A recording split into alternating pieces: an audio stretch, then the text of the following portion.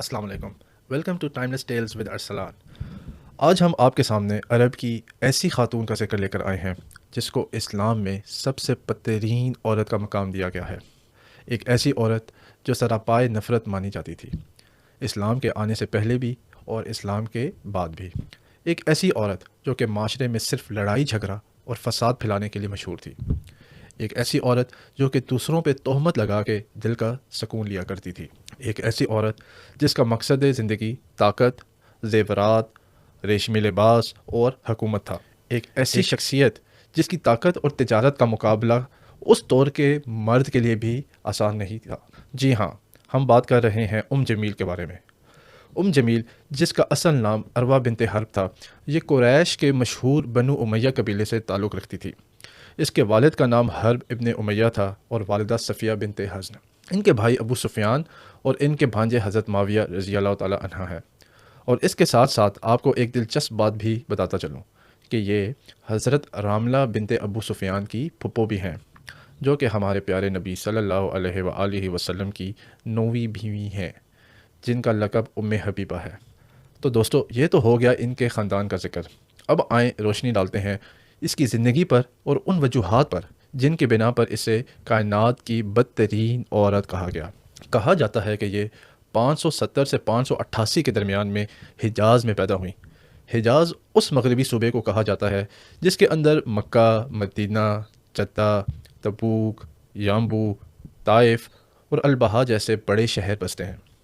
جمیل کا تعلق عرب کے ایک بہت امیر اور مانے جانے گھرانے سے تھا، اور پھر ان کی شادی چھوٹی عمر میں ہی قریش قبیلے کے ایک نامور سردار ابو لہب سے ہو گئی تھی، جو کہ طاقت اور پیسے میں اور رتبے میں ان سے بھی اوپر تھے.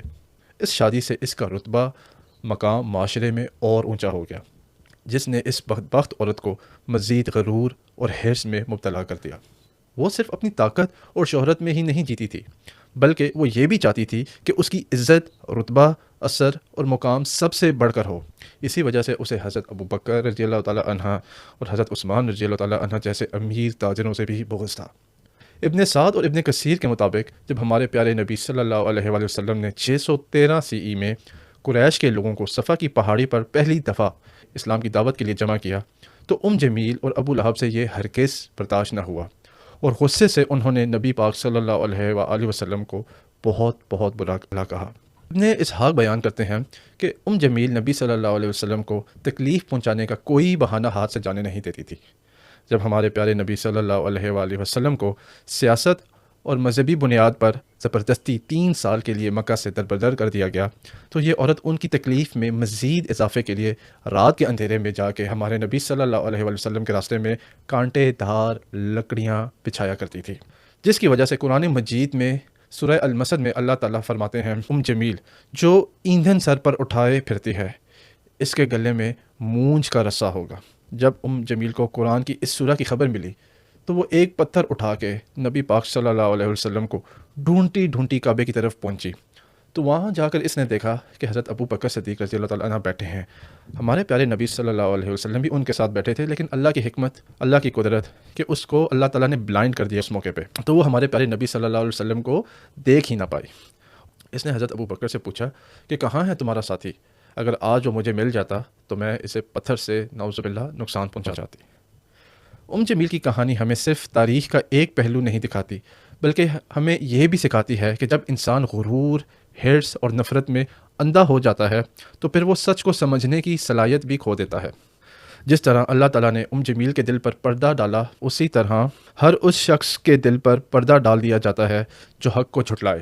آخرت میں رتبہ اور عزت انہی کے لیے ہے جو سچ کو اپناتے ہیں. خیر، یہ تو تھی اس کی حرکتیں. جمیل کی سزا تو دنیا میں ہی شروع ہو گئی تھی. اس کے جیتے جیتے اس کی سب سے عزیز چیزیں، پیسہ، رتبہ، وقار اور مال و دولت، سب اس سے آہستہ آہستہ دور ہوتی گئیں، یہاں تک کہ اس کے پاس کچھ بھی نہیں رہا اور یہ اکیلے دور کہیں جا کے بیٹھ کر رویا کرتی تھی. چند روایات کے مطابق اس کی موت ایک بڑے پتھر کے نیچے آ کے ہوئی، اور یہ بدبخت سراپائے عبرت کا نشان بن کے رہ گئی. یہ تو تھی جمیل کی کہانی. امید ہے آپ کی معلومات میں اضافہ ہوا ہوگا. انشاءاللہ میں آپ کے لیے مزید تاریخ کی دلچسپ کہانیاں لے کر آؤں گا، ان لوگوں کے بارے میں جو کہیں تاریخ کی کتابوں میں گم ہو گئے ہیں. اب تک کے لیے اتنا ہی. اللہ کی امان میں رہیں. اللہ حافظ.